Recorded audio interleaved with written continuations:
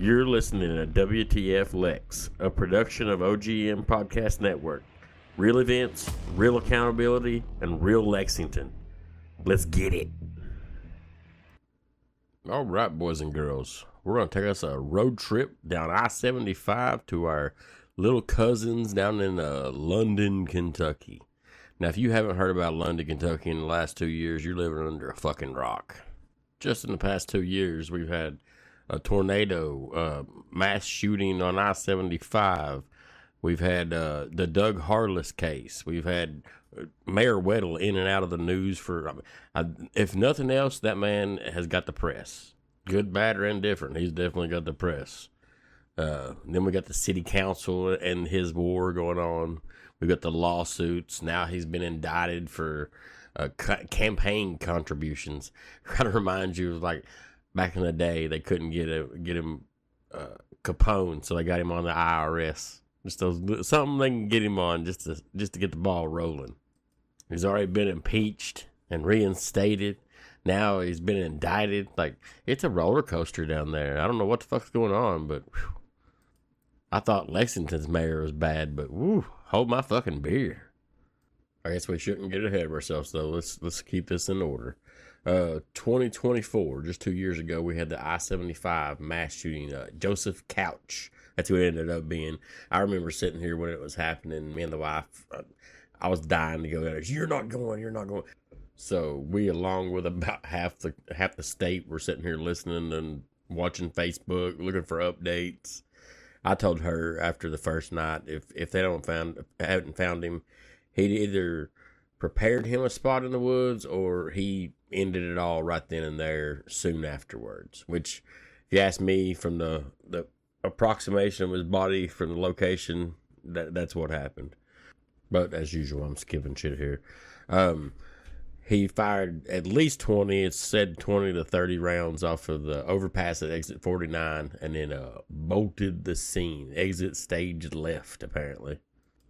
There were 17 vehicles struck, 5 people injured. Technically, there were 8 people injured, 5 by gunshots and then 3 by vehicle collision caused by the gunfire. Everybody survived. Everybody was in stable condition. And if I recall right, they pretty much know who it was almost immediately. He'd actually texted his ex saying he was going to kill a lot of people and had recently purchased a new gun with 1,000 rounds of ammunition. So as you can imagine, there was a rather large police response. Drones, they brought out the dogs, helicopters, and dozens of cops. The Laurel County Sheriff's Office said they located the suspect's silver Honda CR-V, a semi-automatic Cobalt Kinetics AR-15 mounted with a hollow sun red dot sight, a gun case, several additional magazines, a phone, spent shell casings, and a green army-style duffel bag with Couch written on it in black marker in a wooded area next to the interstate. They had schools closed for like 2 days, like September 9th through 11th. They were canceled school, manhunt. There was like a $35,000 reward offered at one point. Like I said, I told the wife, if after night one, I understand those woods. If you know the woods, you know the woods. You can get around them a little bit, but still, you're not getting too far. I said if he's not found after the first couple, he's done ended it. They continued the manhunt. Actually, people who found the body were live streaming the search for the body. They came in, used common sense. Imagine that. They seen buzzards circling above and went as close as they were. I can't remember exactly. I think it was like maybe a mile from the shooting accident on I-75. So obviously he wasn't too far. But they were Fred and Sheila McCoy. And yes, they got the reward. And I still, to this day, remember that. Oh, my Lanta. I would have been over there yelling and screaming and cussing. And Sheila just, oh, my Lanta. And she pretty much went viral for that over finding the body and getting the reward. But let me tell you, that's some relationship goals right there. Fred and Sheila McCoy, y'all.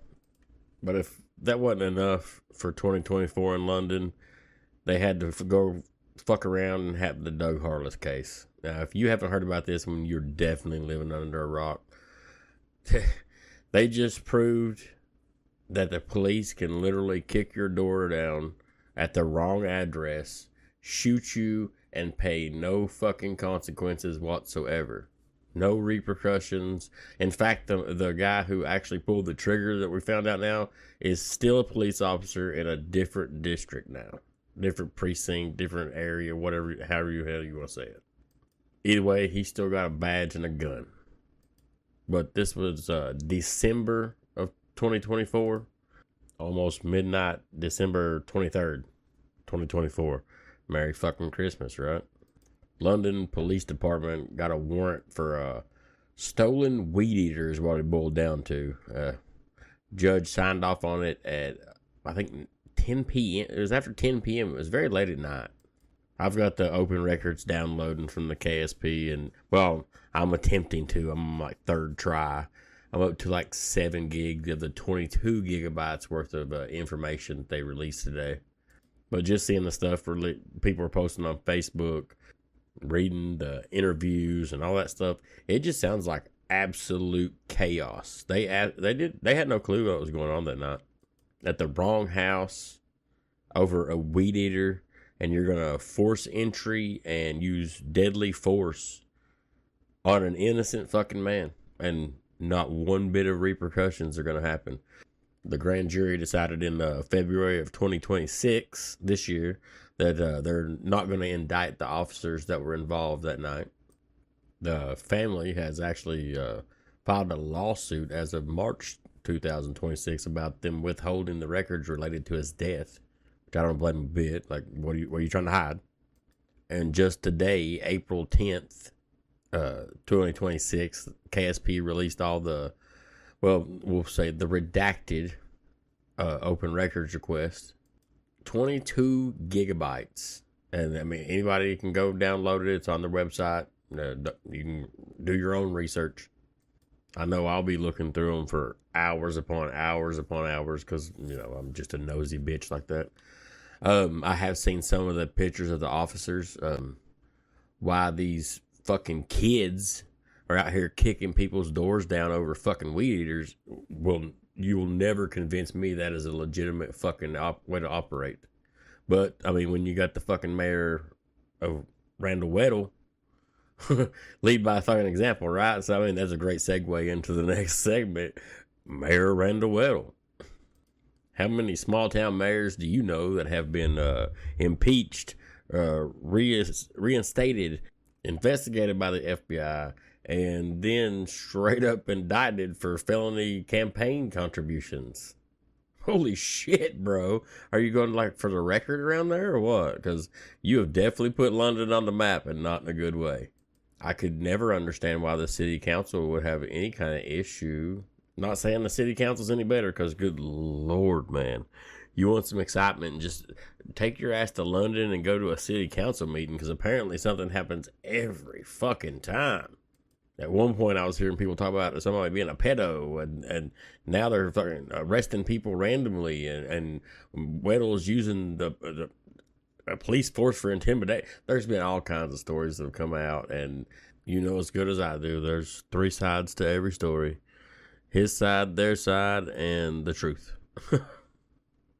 Now, what we do know that has been reported is he was impeached by the city council in September of 2025 and removed from office with a 5-1 vote from the city council.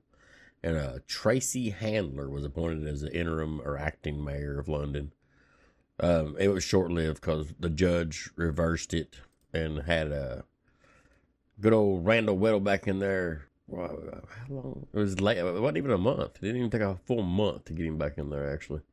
But then, almost immediately, the FBI announces that they are taking the access to NCIC away from London Police Department and giving it to Laurel County Sheriffs. Like literally, London Police has no access to it at the time, while the FBI investigates misuse or unauthorized access. I'm not sure how they put it. But now apparently the city council is investigating that. And oddly enough, just today, the FBI said that they're also investigating unauthorized use of the CJIS system. So who knows who's been searching what over there. Lord, they're liable to be searching their ex-old ladies to see who they're sleeping with nowadays. That, between that and the flock system, shit, you better watch your back. That, however, does bring us to March of this year, where it is announced that, guess what, our favorite guy, Mr. Randall Weddle, is indicted on 4 counts of excessive campaign contributions. That's 4 felony counts, by the way. So in a span of 2 years, we have the I-75 shooter who search teams and police and drones and everybody couldn't find, but the little old couple from YouTube live streaming could find. You got Randall Weddle over there, just, Lord, if nothing, like I said, nothing else, the man's got the press. He's got the press covered. And the city council, like, whew, I'm glad at this point I actually got a place I can say, well, at least we're not as bad as London. But I'm sure our police force would have done the exact same thing in the Doug Heartless. They'd have showed up, guns a-blazing, trigger fingers, just ready to fire off. That's great training, guys. Can you imagine waking up to somebody busting down your fucking door? They even said in the interviews that they could hear Doug saying something, but they couldn't understand what he was saying. So, with that respect, how do you expect him to understand what you're saying, even if you're calling out that you're the police? You forcefully entered someone's home. They were there to defend themselves with a pistol and got shot 5 fucking times in their home. That is not supposed to happen in this country. This isn't Nazi Germany. This isn't North Korea. That shit ain't supposed to happen in the good old United States of America. Especially in the good old Kentucky, of all places. I shouldn't be surprised, though. I mean, we are the home of the Breonna Taylor fucking shooting. I mean, they actually had a warrant for the right place there, but no knock warrant busting in. What do you expect? Like, literally, people are going to defend themselves. Somebody busts in my door, guess what I'm reaching for? It ain't the fucking telephone to call the police. It's something to defend myself with. But that's neither here nor there. You got the FBI now, all up in London's asshole. So if you're doing anything in London, you better watch out. The Alphabet Boys is all over that place, I'd imagine. And then I see on Facebook constantly, like there's huge shredder trucks on Main Street and shit. Yeah, that don't look suspicious at all. I don't know if bro's just seeing Trump go wild and say, hold my beer, I'm going to do the exact same thing, or what. But y'all government people are wilding the fuck out lately. And the bad part is, I haven't even mentioned, like, the fucking huge tornado that ripped through there and tore up the airport and did all that damage. Like, that ain't even being considered in this episode. This is just a dumbassery downtown. If you want some quality entertainment and some what the fuck moments, just look up the recent activity in London. Download the KSP Open Records Request. You can very easily search it and Google it. Just backwoods, country bumpkin ass police force. And that's talking about KSP.